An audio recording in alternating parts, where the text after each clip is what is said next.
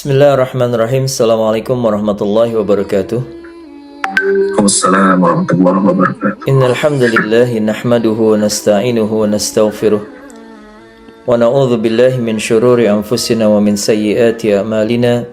May yahdihillahu fala mudilla lahu wa may yudlil fala hadiya lahu.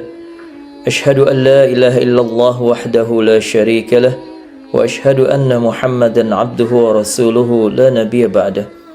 Allahumma salli wa sallim wa barik ala sayyidil mursalin nabiyuna al-karim Muhammad bin Abdullah wa ala alihi wa ashabihi wa dhurriyyatihi tasliman katsira.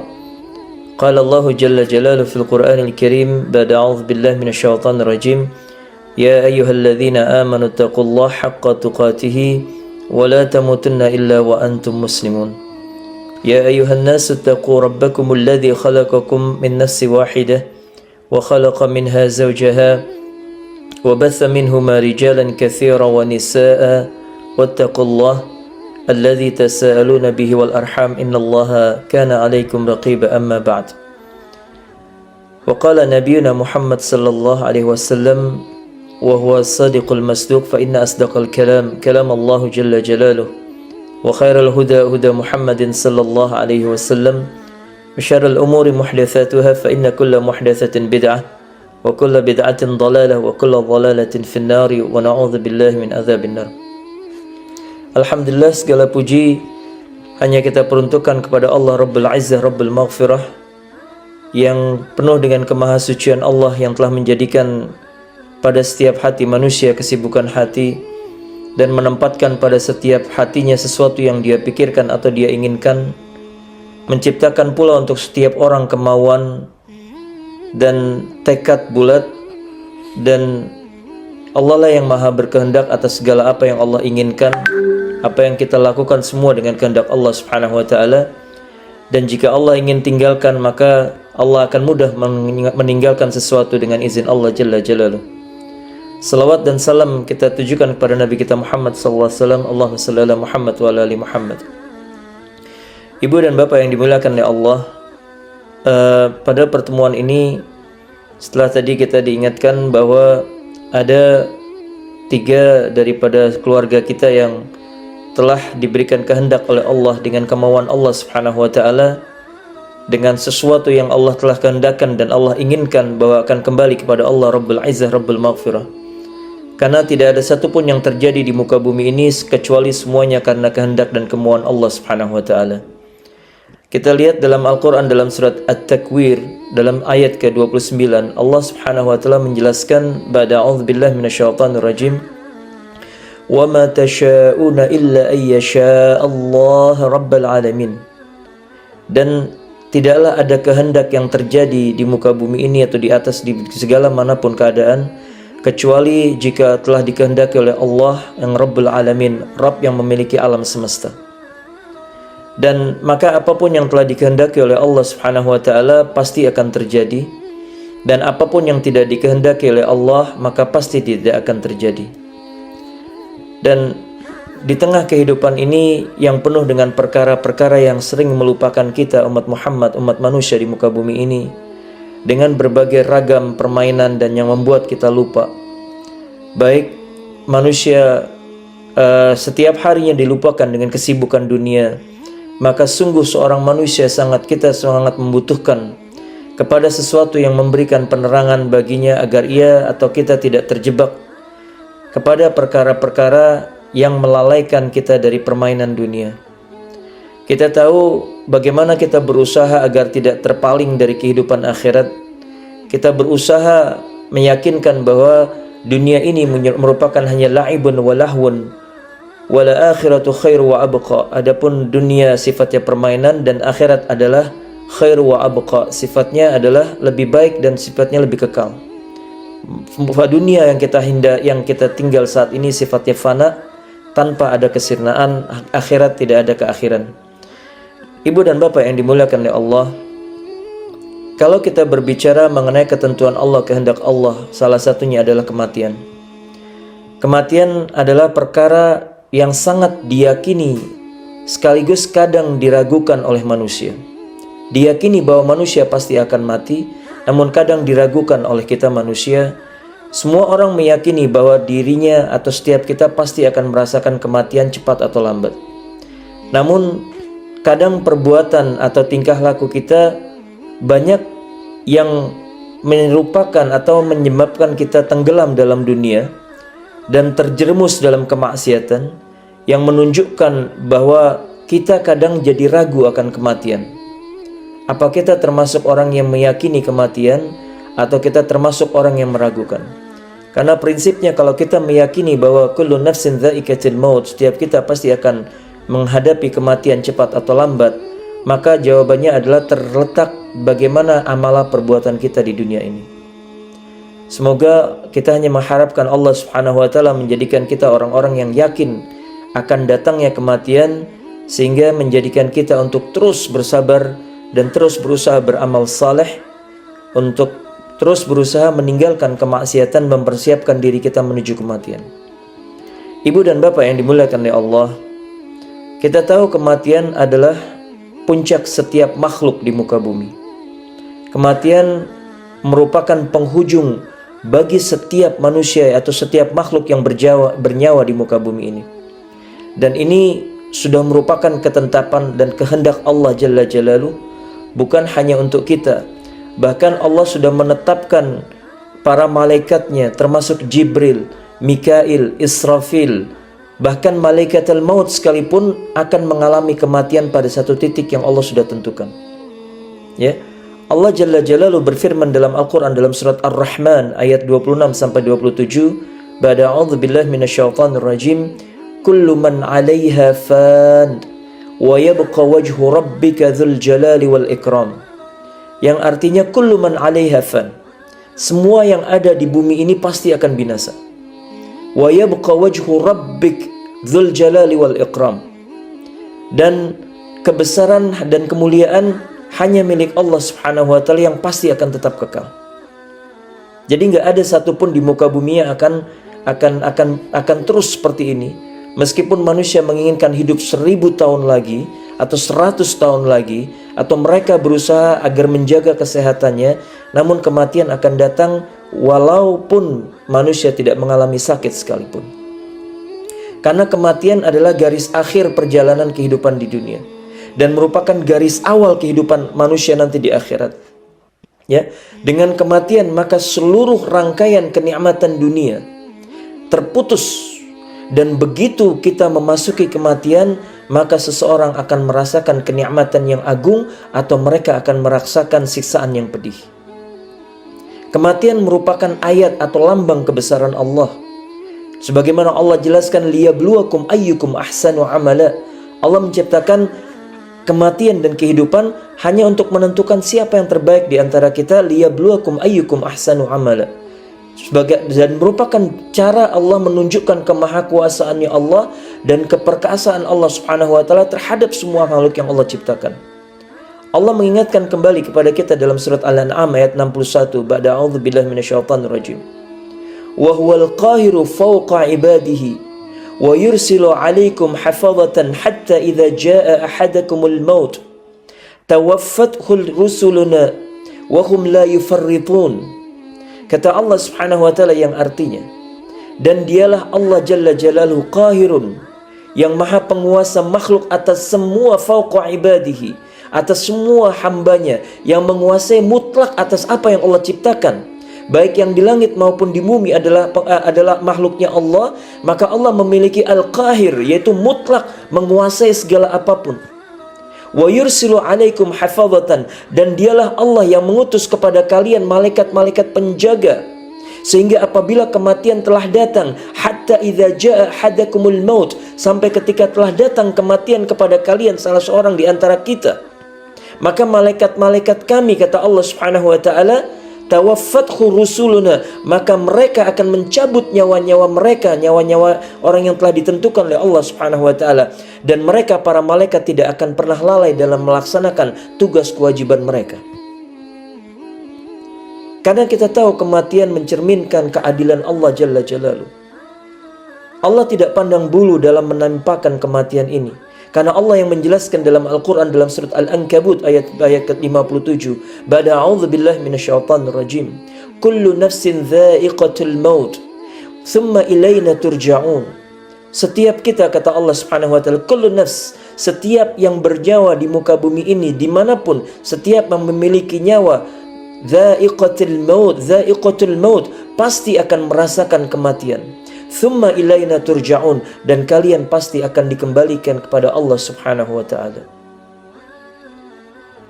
Karena kematian sifatnya akan memutuskan segala bentuk kelezatan hidup, akan menghentikan total segala gerakan badan, menceraikan seseorang dari komunitasnya, menghalanginya dari segala yang semula menjadi kebiasaannya, dihalangi kebiasaan-kebiasaan kita, kebiasaan baik kita atau kebiasaan buruk kita, maka dihalangi dengan kematian.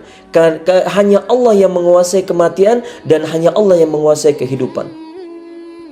Sebagaimana Allah kembali mengingatkan kepada kita dalam surat Al-Mu'minun ayat ke-80, ba'da a'udzubillahi minasyaitonir rajim, wa huwal ladzi yuhyi wa yumitu wa lahu ikhtilafan laili wan nahar afala ta'qilun. Kata Allah Subhanahu wa taala, dan dialah Allah yang menghidupkan dan mematikan, yuhyi wa yumit, yang menghidupkan dan mematikan, walahu, dan milik Allah lah ikhtilafun lail wan nahar, yang mengatur pergantian malam dan siang, yang menjadikan malam dan siang berganti diputar. Afala ta'qilun, tidakkah kita memikirkan yang menghidupkan dan mematikan kita adalah Allah, yang mengatur pagi dan siang adalah Allah? Tidakkah kita mengambil pelajaran atau ibrah bahwa semua berputar dengan porosnya karena ketentuan Allah Subhanahu wa taala?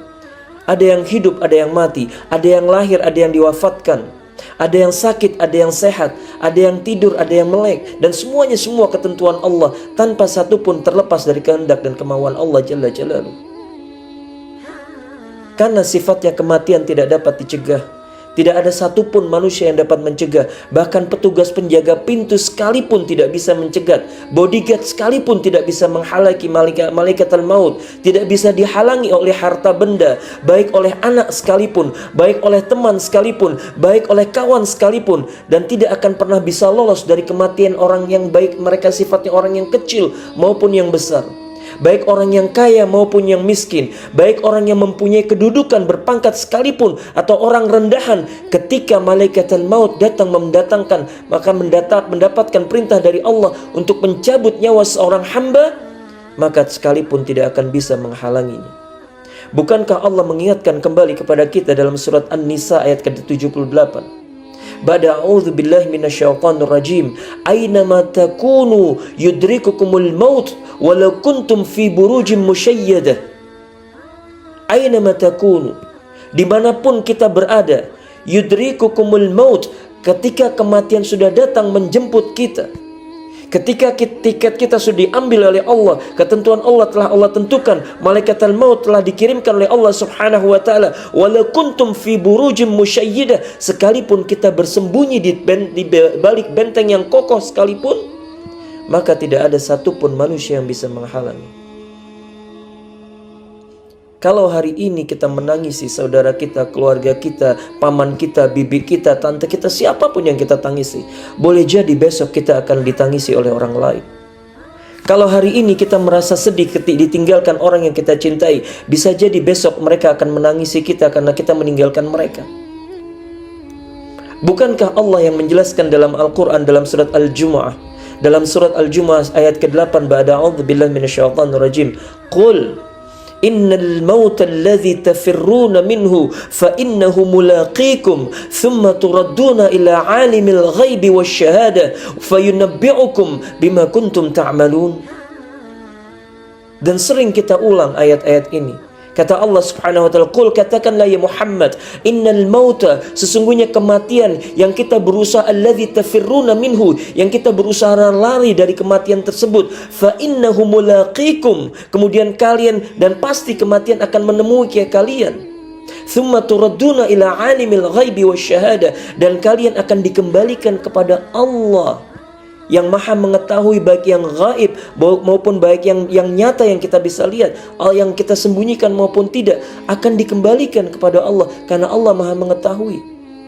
fayunabbi'ukum, dan kata Allah Subhanahu wa taala, dia akan diberitahukan kepada kalian, diberitakan dan ditunjukkan buku catatan oleh Allah Subhanahu wa taala bima kuntum ta'malun, apa yang kita kerjakan di muka bumi ini. Yang saat ini kalau kita masih bisa menyembunyikan aib kita, kita masih sanggup berjalan besok pagi bertemu dengan orang di luar sana, bukan karena kemuliaan kita, namun karena Allah masih menutupi segala bentuk kekurangan yang kita lakukan saat ini. Ya. Ibu dan Bapak yang dimuliakan Allah. Unmute, Ustaz. Ya. Ya. Sudah. Baik, Ibu yang dimuliakan oleh Allah Subhanahu wa taala. Kematian sifatnya akan menjemput di mana saja kita berada.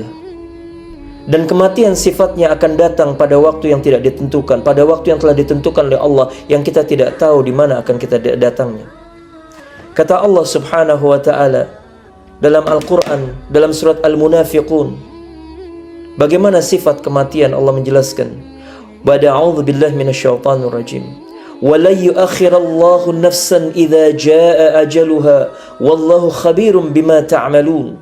Kata Allah Subhanahu wa taala, وَلَنْ يُؤَخِّرُ, dan Allah sekali-kali tidak akan menangguhkan nafsan idza jaa ajaluha, ketika telah ditentukan ajalnya akan datang, la yastakhiruna sa'atan. Ya, dalam ayat yang lain ini mengatakan apa? Wala yu'akhirallahu nafsan idza jaa ajaluha wallahu khabirum bima ta'malun. Sekali-kali manusia tidak akan ditangguhkan ketika kematian telah datang kepada mereka, dan seseorang kalau sudah seperti itu, maka Allah akan mengenal, wallahu khabirum bima ta'malun. Allah mengetahui apa yang telah kita lakukan di muka bumi ini. Ibu dan Bapak yang dimuliakan oleh Allah, dalam satu kisah Umar bin Abdul Aziz rahimahullah, ya, salah seorang khalifah yang jauh setelah khalifah yang keempat, namun dimasukkan dalam kategori khalifah ur-rasyidin, begitu keadilannya di hadapan manusia, di hadapan Allah Subhanahu wa taala. Umar bin Abdul Aziz rahimahullah, setiap kali beliau masuk di ruang khalifahnya, di ruang kantornya, maka ia membaca firman Allah yang ia baca dalam surat Asy-Syu'ara ayat 105 sampai 107. Ba'da a'udzu billahi minasyaitonir rajim. Dia mengingatkan dirinya walaupun dia seorang khalifah. Dia baca ayat Al-Quran setiap dia masuk ingin memimpin rakyatnya. Dia ungkapkan, dia baca ayat Al-Quran, afara'aita in matta'nahum sinin thumma ja'ahum ma kanu yu'adun ma aghna anhum ma kanu yumatta'un. Dia mengutip ayat Al-Quran, maka bagaimana pendapatmu jika kami berikan kepada mereka kenikmatan hidup bertahun-tahun? Jika kami, yaitu Allah Subhanahu wa taala, memberikan kepada mereka kenikmatan hidup secara bertahun-tahun, lalu kemudian datang kepada mereka azab yang telah diancamkan kepada mereka, niscaya tidak berguna bagi mereka apa yang mereka selalu nikmati ketika mereka masih hidup. Umar bin Abdul Aziz ketika membaca ayat tersebut, beliau menangis meratapi keadaannya sambil berkata, naharuka ya maghrurun sahwun wa ghaflah. Wahai orang yang terperdaya, sesungguhnya siang harimu hanya dipenuhi dengan kelalaian wa ghaflah, dan kelupaan. Wa lailuka naumun wa radda laka lazim, dan kau penuhi malam harimu hanya dipenuhi dengan tidur, padahal kebinasaan selalu melazimi dirimu. Padahal kebinasaan selalu akan menghadapimu, namun kamu hanya penuhi malammu dengan tidur. Tusarru bima yafna wa tafrahu bil mabna kama surra bil ladzati fin naumi halim. Engkau bergembira dengan perkara yang akan sirna, dan engkau riang dengan bangunan-bangunan, sebagaimana seseorang yang sedang mimpi gembira dengan kelezatan-kelezatan dalam tidurnya. Kadang kita menikmati tidur dengan mimpi, namun ketika kita bangkit, hilang semua kenikmatan dalam mimpi kita ketika tidur. Wa tas'a ila sawfa ma taqrahu ghabbah, kadzalika fid dunya ta'aishu bahaim. Engkau berusaha kepada sesuatu yang akan engkau benci akibatnya. Kita kumpulkan harta kita, kita buang waktu kita, sementara nanti kita akan kembali dan kita akan membenci akibat apa perbuatan kita. Demikianlah para binatang ternak hidup di dunia, maka tidak beda hidup kita dengan binatang.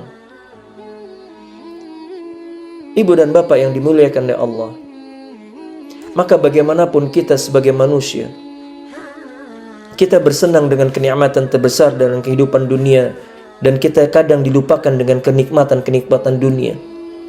Maka jika telah datang ketentuan Allah kematian, maka keluarga pun tidak akan bisa menolong kita. Harta yang kita kumpulkan tidak bisa membantu kita. Seorang raja tidak akan bisa ditolong oleh kedudukannya. Seseorang yang memiliki harta tidak akan bisa menolong meskipun dia kaya maupun miskin. Ya, seseorang yang memiliki kedudukan, seseorang yang mempunyai bodyguard yang selalu menjaganya setiap hari, tidak satu pun di antara mereka yang bisa menjaga dari ketika datang malaikatul maut. Dalam satu riwayat dijelaskan, Maimun bin Mihran pergi menemui Hasan al-Basri untuk meminta nasihat. Maka ia berkata kepada Hasan al-Basri, "Ya Abu Sa'id, wahai Abu Sa'id," kita tahu Hasan al-Basri seorang ulama salaf. Maimun bin Mihran datang menemui Hasan al-Basri. Beliau berkata, "Ya Abul Hasan, ya Abu Sa'id, sesungguhnya aku merasakan ada kekerasan dalam hatiku. Maka lembutkanlah." Atau dalam kalimat lain dia menyatakan, "Ya Abu Sa'id, ya, katakanlah, sampaikanlah kepada aku satu nasihat yang dapat melembutkan hatiku." Sebagaimana datang seorang laki-laki kepada Aisyah mengadukan perihal kerasnya hati. Apa kata Hasan al-Basri ketika ada seorang penanya sambil mengutip ayat Al-Quran yang dibaca oleh Umar bin Abdul Aziz, "Afara'aita in matta'nahum sinin?" Maka bagaimana pendapat kalian jika kami berikan kepada mereka kenikmatan hidup bertahun-tahun? Dari mulai kita dilahirkan sampai kita sebelum diwafatkan, kita mendapatkan semua kenikmatan yang kita rasakan. Imma umur kita saat ini 50 tahunkah, 60 tahunkah, 40 tahunkah, selama 40 tahun kita mendapatkan kenikmatan bertahun-tahun. Kemudian datang kepada mereka azab yang telah diancamkan kepada mereka, yang dijanjikan oleh Allah Subhanahu wa taala. Bukankah kematian itu merupakan azab? Bukankah Nabi sallallahu alaihi wasallam yang menyatakan, bukankah Al-Qur'an yang mengingatkan innal mauta sakarat, bahwa sesungguhnya kematian adalah sakarat, kematian pedih. Sampai-sampai beliau meneteskan keringatnya begitu banyak ketika sakaratul maut.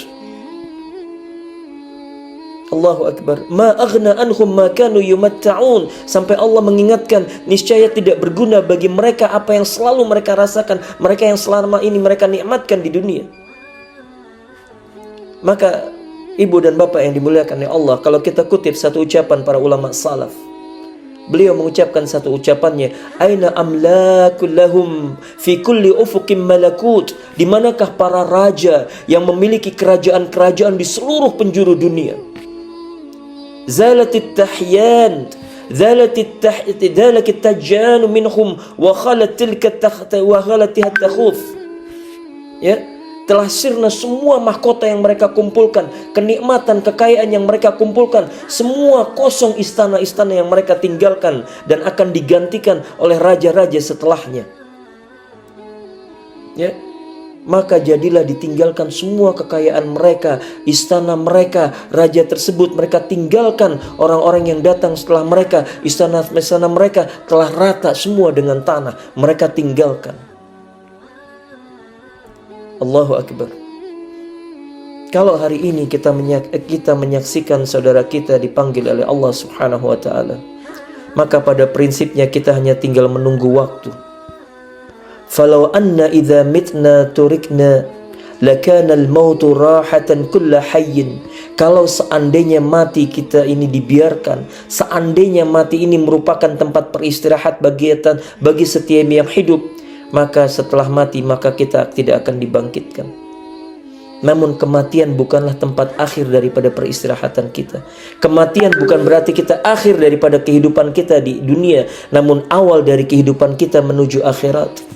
Bisa jadi kematian kita akan menjadi tempat istirahat kita yang panjang menghadap Allah. Sebagaimana Nabi menyatakan, tidurlah kalian sebagaimana tidurnya pengantin baru. Bisa jadi kuburan yang menjadi tempat kita masuk pertama kali menjadi tempat azab kita sambil menunggu dibangkitkan kita di hadapan Allah Subhanahu wa taala. Ya. Kalau memang ternyata kehidupan kita adalah yang terbaik di dunia ini, menghadap Allah dengan tempat yang terbaik, maka kita akan mampu menjawab segala pertanyaan ketika nanti di hadapan persidangan akhirat nanti di hadapan Allah. Karena kematian bukanlah awal peristirahatan kita, akan tetapi awal dari pertanggungjawaban kita di dunia ini. Bukanlah syarat kematian ibu dan bapak yang dimuliakan oleh Allah. Dan bukanlah syarat kematian itu ketika kita harus sakit terlebih dulu. Akan tetapi ibu dan bapak yang dimuliakan oleh Allah, tidak sedikit di antara kita yang kemarin masih tersenyum, hari ini telah meninggal dunia. Bisa jadi mereka didatangi malaikatul maut tanpa ada sakit sedikit pun. Ya, karena kembali kita diingatkan ibu dan bapak yang dimuliakan oleh Allah, tazawwad minat taqwa fa innaka la tadri idza janna al-lail hal ta'ishu ila al-fajr. Berbekallah kita dengan ketakwaan, karena sesungguhnya kita tidak tahu idza janna al-lail, ketika kita masuk sampai pada waktu malam, hal ta'ishu ila al-fajr, mungkinkah kita nanti akan hidup sampai pada waktu pagi hari. Tazawwad minat taqwa, maka berbekallah kita dengan ketakwaan. Bisa jadi ketika waktu malam nanti kita tidur, itu adalah akhir daripada hari kita menghadap Allah. Wa kam min sahihin mata min ghairi illah, wa kam min aliyin ashan hina min ad-dahr. Berapa banyak orang yang sehat kemudian mereka meninggal tanpa didahului oleh sakit, dan berapa banyak orang yang sakit mereka masih bisa hidup bertahan lama tanpa dipanggil oleh malaikatul maut sedikit pun. Karena yang menyebabkan manusia meninggal bukan karena sakitnya. Bisa jadi kita sehat, namun telah habis usia kita di dunia sehingga Allah mengirimkan malaikatul maut. Dan betapa banyak orang yang sakit, namun mereka masih bisa hidup karena memang belum selesai waktu mereka.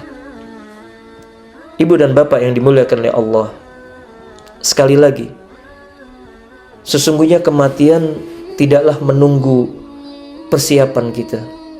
Karena tidak ada pendengaran yang mampu memahami, dan tidak ada perkataan yang mampu menghidupkan kecuali amalan-amalan kita di hadapan Allah Subhanahu wa taala.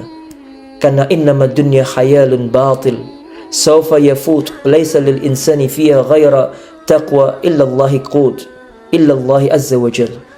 Ya, dan sesungguhnya dunia yang kita tinggali saat ini ibu bapak sekalian yang dimuliakan oleh Allah, merupakan peringatan buat saya, diri pribadi dan keluarga saya. Innamad dunya khayalun batil, khayalul batil, sesungguhnya dunia ini hanyalah khayalan yang batil. Saufa yafut, dan semua akan sirna. Laisa lil insani fiha ghaira taqwa illallahi, kecuali ketakwaan kepada Allah yang akan menjadi manusia bekalnya nanti yang akan kita bawa kepada Allah Subhanahu wa taala. Apapun yang kita kumpulkan saat ini di muka bumi tidak akan menjadi manfaat kecuali kalau kita serahkan semua di jalan Allah, kecuali kalau kita niatkan karena Allah Subhanahu wa taala. Dan persiapan kita menyambut kematian, sekali lagi ibu dan bapak yang dimuliakan oleh Allah, persiapan kita menyambut datangnya kematian adalah kita dengan memantapkan ketauhidan kita kepada Allah, dengan beribadah kepada Allah dan tidak berbuat syirik kepada Allah, dan menjauhi bentuk kesyirikan dalam bentuk apapun. Karena hadis dari Nabi kita Muhammad sallallahu alaihi wasallam, beliau mengingatkan kepada kita dalam hadis qudsi. Allah Subhanahu wa taala mengingatkan dalam hadis yang diriwayatkan Imam At-Tirmidzi yang dihasankan oleh Al-Albani, dan ini adalah hadis qudsi. Qala Allah taala, ya bani Adam, wahai anak keturunan Nabi Adam, innaka law ataitani biqurabil ardi khataya, seandainya engkau mendatangiku, kata Allah Subhanahu wa taala, innaka law ataitani biqurabil ardi khataya, seandainya kalian datang kepadaku, yaitu pada Allah Subhanahu wa taala, dengan membawa dosa sepenuh bumi sekalipun, thumma laqitani la tusyriku bi syai'an, lalu kalian datang kepadaku sama sekali tanpa membawa dosa syirik sekalipun, membawa dosa yang banyak sebesar bumi atau sebesar langit sekalipun tanpa ada satu dosa kesyirikan, la ataituka biqarabiha maghfirah, niscaya aku akan datang kepada kalian dengan membawa ampunan sepenuh bumi sekalipun, dengan satu catatan, tidak ada dosa kesyirikan kepada Allah Subhanahu wa taala. Lau ataitani biqurabil ardi khataya thumma laqitani la tusyriku bi syai'an la ataituka biqurabiha maghfirah, niscaya Allah akan datang kepada kita dengan membawa pengampunan sebesar bumi sekalipun, asal tidak ada satu dosa kesyirikan kepada Allah Jalla Jalaluhu. Maka persiapan kita menghadapi kematian dengan menjaga batasan-batasan Allah dan kewajiban-kewajiban Allah. Wal hafidu li hududillah wa basyiril mu'minin. Maka mereka menjaga batasan-batasan Allah dan berilah kabar gembira kepada orang-orang yang beriman. Pegang kameranya atasnya. Ibu dan bapak yang dimuliakan oleh Allah Subhanahu wa taala, kembali Allah Subhanahu wa taala menjelaskan kepada kita persiapan akan datangnya kematian dengan menjauhi dosa-dosa besar. Sekali lagi saya mengingatkan untuk diri saya dan ibu bapak sekalian serta keluarga saya, bahwa sebesar apapun dosa kita di hadapan Allah, Allah kembali mengingatkan kepada kita, yakni la taqnatu min rahmatillah, jangan pernah kita berputus asa akan rahmat Allah. Selama tidak ada dosa besar, maka Allah akan mengampuni dosa kita. Allah mengingatkan dalam surat An-Nisa ayat ke-31, ba'da a'udzubillahi minasyaitonir rajim, in tajtanibu kaba'ira ma tunhauna anhu nukaffir ankum sayyi'atikum wa nudkhilkum mudkhalan karima.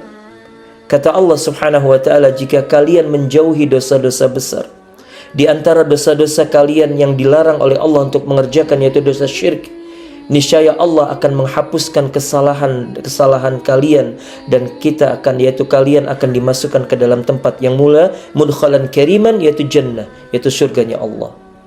Maka sekali lagi, mari kita persiapkan akan datangnya kematian dengan menunaikan hak-hak orang lain tanpa melalaikan hak-hak Allah. Jangan kita tunda hak orang lain, kita berikan hak orang lain. Kita baik dengan Allah, namun jangan lupa kita juga harus baik terhadap sesama manusia. Jangan hanya kita mengambil manfaat bagi orang lain, maka karena kata Nabi kita Muhammad SAW, sebaik-baiknya kita adalah orang yang memberikan manfaat buat orang lain.